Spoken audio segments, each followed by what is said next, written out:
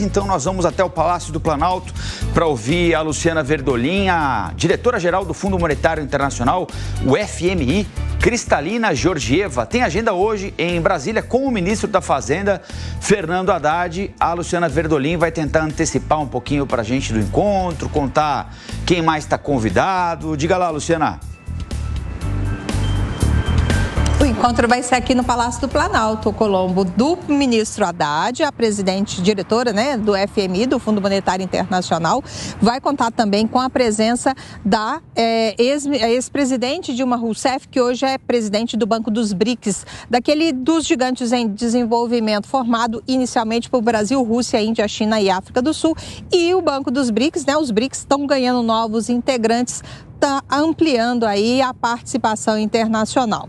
Nessa reunião com o Fundo Monetário Internacional, a expectativa é de que sejam discutidas os avanços, O próprio FMI apontou na semana passada que há avanços na política econômica brasileira. Eles elogiaram a aprovação no ano passado da reforma tributária, ainda precisa votar a regulamentação tanto na Câmara quanto no Senado, mas o FMI sinalizou como muito importante esse avanço na discussão tributária no país e também da política monetária, com a manutenção das taxas de juros dentro da meta.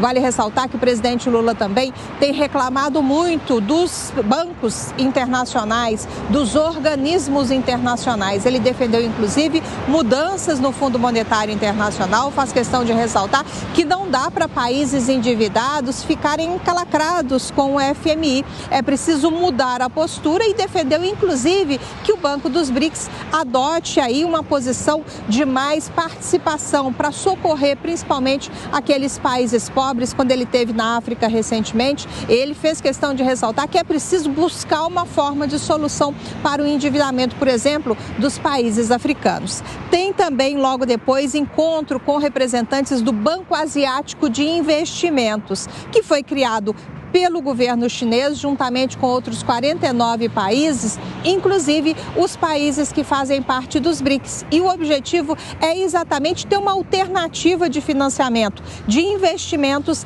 na Ásia, levando-se em consideração a necessidade de investimentos em infraestrutura, setores produtivos e financiamentos em projetos que promovam o crescimento econômico na região. Vale ressaltar que os integrantes do Banco dos BRICS têm 75% das ações desse banco de investimento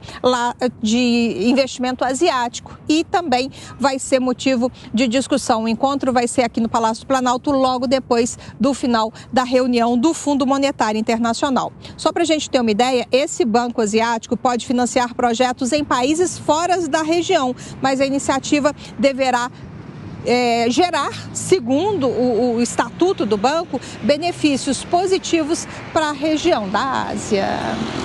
Obrigado, Luciana. Luciana Verdolin conversando com a gente ao vivo, direto de Brasília, direto do Palácio do Planalto. Quero ouvir um pouquinho da Amanda Klein e do Cristiano Vilela. Houve um tempo em que a presença do FMI aqui no Brasil gerava arrepios, Hoje em dia, muito pelo contrário. A diretora-geral do FMI veio para participar do G20, elogiou o trabalho do Banco Central, disse que a aprovação da reforma tributária é histórica. Acho que isso possibilita que o Brasil converse com o FMI em outras condições, Há diversos ministros ressoando um discurso do presidente Lula de demanda por uma alteração nesses organismos, no funcionamento desses organismos internacionais, dentre eles o FMI, Amanda?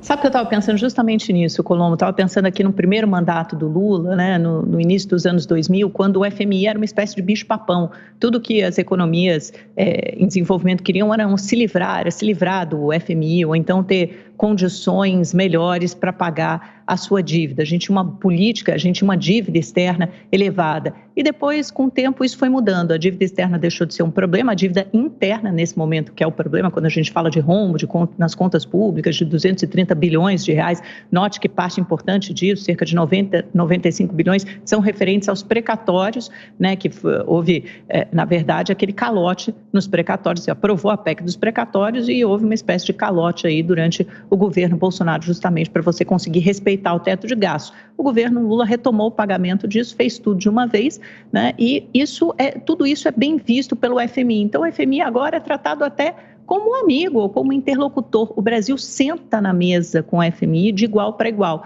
Não só a diretora geral do FMI, a presidente do FMI, elogiou o governo Lula, chamou a aprovação da reforma tributária de histórica, como a secretária do Tesouro americano, a Janet Yellen, também em visita aqui na AmCham, por ocasião do encontro do G20, fez um elogio parecido e também chamou a reforma tributária de histórica.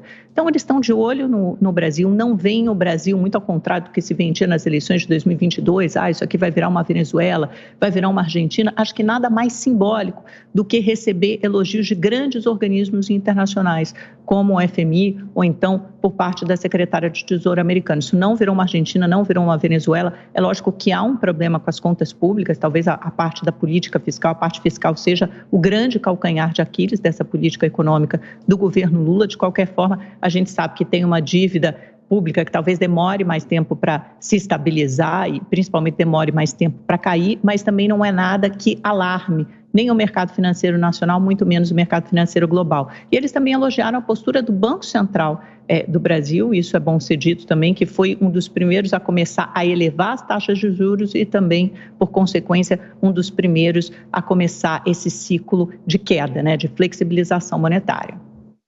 Pois é, quando eu acompanhei essa notícia, eu fiquei pensando, os dois nomes que foram elogiados por essas representantes do FMI, justamente Fernando Haddad e Roberto Campos Neto. Bom, Roberto Campos Neto, presidente do Banco Central, indicado por Bolsonaro, sofreu uma chuva de críticas por parte do governo federal, mas foi firme, seguiu adiante firme, cumprindo o seu mandato à frente da presidência do Banco Central e está entregando resultados excelentes. Logo mais finalizará o seu mandato, seguramente com um Banco Central melhor do que quando ele iniciou o mandato. Então, não é à toa que isso acaba trazendo elogios dessa forma austera e segura como ele conduz o Banco Central. Fernando Haddad, por sua vez, sofreu inúmeras críticas dentro do próprio PT, dizendo que ele fazia uma gestão muito financista, ouvindo muito os bancos, não cumprindo à risca aquela cartilha histórica do Partido dos Trabalhadores. Pois bem, veja bem que esses dois atores que seguiram a cartilha que manda a racionalidade